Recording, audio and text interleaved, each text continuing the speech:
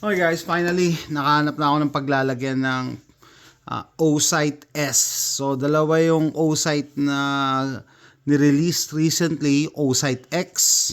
Ito yung para sa mga full size handguns. Nilagay ko sa TSAS PX9 Gen 3. Ito bago to Hindi ko pa natetesting. So ito siya. Para makita nyo lang yung size comparison. So, Oocyte X, it tells you how much charge does it have. So, yung Oocyte S, mas maliit. So, sabi ko, bibili ba ako ng baril? Buti naman, may nahanap ako ng paglalagyan. So, eto, yung Kel-Tec ko na P17. Hindi ko na kailangan bumili ng baril. Sabi ko, may baril naman ako na pwede siya. So, eto. And, bumili na ako ng loader para sa P17 loader at saka sleeve. So gusto ko to, mas makapit na siya, mas maganda na yung kapit. Tapos mumurahin lang na na flashlight, pero maliwanag to. Tapos USB-C rechargeable. If YouTube is watching, nothing is for sale in this post. This is just a show and tell video. Okay, so eto, naisipan ko ikabit na lang siya sa Kel-Tec P17 kaysa bumili pa ako ng micro or subcompact na baril. Dito na lang. So, bumili lang ako ng mounting plate na 3D printed.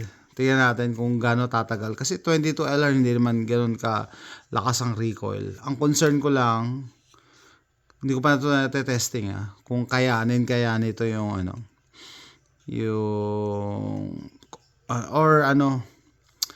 ma-mess up kaya yung action. Kasi may added weight sa slide Anyway, ito yung Oocyte S. S is the smaller of the two. Kita nyo yung diferensya, X, ito yung S, mas maliit. So, dapat sa mga micro talaga to or subcompact. Pakita ko rin kung ilan pa ang charge niya. Fully charged yan. Okay? So, ito siya. Tapos, once you open it up, naka-on agad siya. Shake awake feature basta gumalaw. Yan. Naka-on. By the way, lahat na nakita nyo baril were safety check prior to filming. Doon sa hindi nakakalam, parang European style mag-release or tawag dito, parang HK, parang yung mga other brands, hindi siya paddle type mag-release siya dito. Paddle type, pero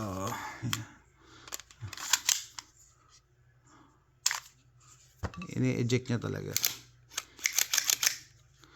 So, ito na siguro yung niya, forever home ng Oocyte S.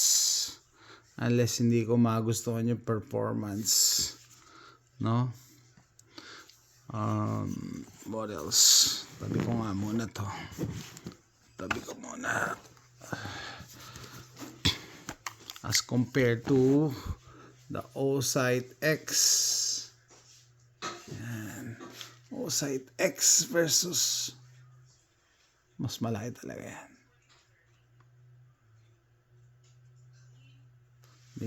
Dali lang. Angle lang ako. Hirap hawakan Yun. Yan. Okay. Sa P17 ko kinabit. So, bagong labas nila to. Nilabas lang nila tong Oocyte S and Oocyte X last February sa Las Vegas, sa SHOT Show. Oocyte.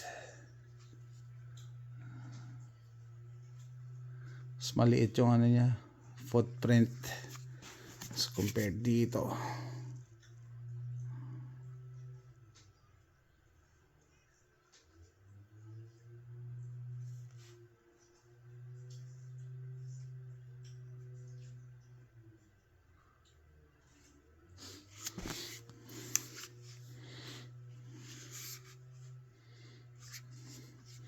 Okay guys, ano sa tingin nyo? Let me know what you think.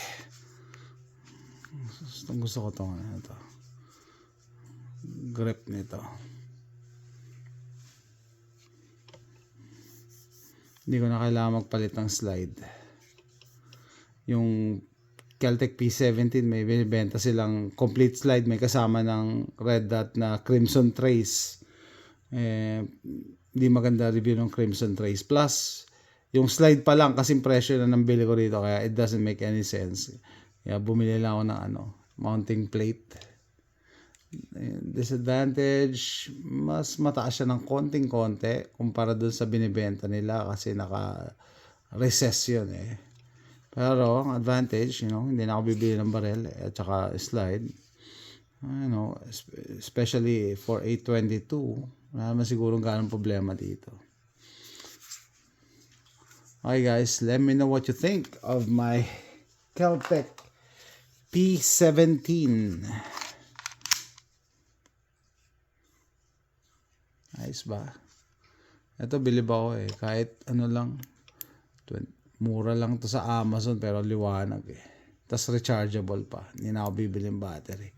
Tapos ambidextrous pa. Left and right ang control.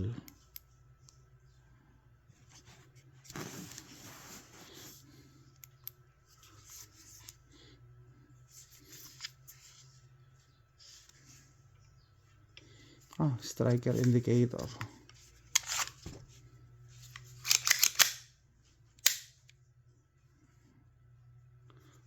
Feature pack tong Kel-Tec P17. By the way, bago pala tapusin yung video na to, may nag-message sa akin. May nanlalait daw ng Kel-Tec. Lalo na yung Kel-Tec ko na sub 2000. I don't know, may mga tao talaga dyan na haters, pero wala naman silang pambili. Wag nyo rin mamaliitin yung Kel-Tec, although plastic ang nila or polymer. Ang tagal na nila sa market, and kung di maganda yung mga baril nila, matagal na sanang bankrupt yan. It just so happen na nag-specialize sila sa plastic or polymer na baril eh. Kaya kaya nila ibaba yung price. But it doesn't mean that they are junk. Ito, katapat ito yung Taurus TX22 eh. Itong Kel-Tec P17. Pero very innovative din yung design. And feature packed. Innovative in a way like, look, ito lang ibabaw ang slide niyan. Hindi kasama to. Loaded chamber indicator. Ambidextrous safety. Paddle type mag release. Tapos yung pag-eject pala niya talagang talsik eh.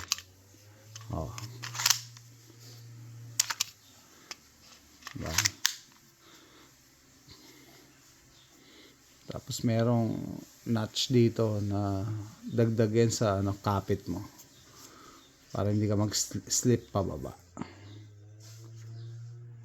Weird lang talaga mag-design ng Kel-Tec, pero para sa akin, if it works, it works. Pero balik tayo sa red dot. I think this Osite S found its home, unless magka-problema ako because of the added weight sa slide, which I doubt. Pero tingnan natin next time. Pero ano na siya eh, kumbaga poging-pogi na siya. Kompleto na tong Kel-Tec P17. By the way, pag bumili kayo ng Kel-Tec P17, may kasama siyang threaded barrel adapter. Kinabit ko na. Pwede kasing flush, pwedeng wala lang silang thread protector. Ako meron ng extra thread protector na ginamit ko. Kaya kita nyo, align na align dito. Okay, so flush, almost flush fit. Inaano ko na itong gustong hawakan eh. Sarap sa kamay eh. Gusto ko na mag-range time. Very ergonomic in design. Oh, yan. Loaded chamber indicator.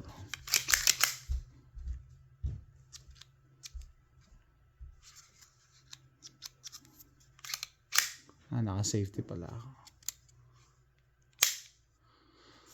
Okay guys, kung nagustuhan nyo ang video na to, please click like and subscribe. Comment down below any comment para malabanan natin yung yung censorship ng YouTube. Ayaw ni YouTube ng mga ganitong contents. Also, please support my other videos, yung mga travel videos ko. And yun yung mga other hobbies ko and activities. Yun yung ating approach, Grayman approach against YouTube censorship. Comment down below anything para malabanan natin algorithm. And like, share, and subscribe. Thanks for watching guys. Bye!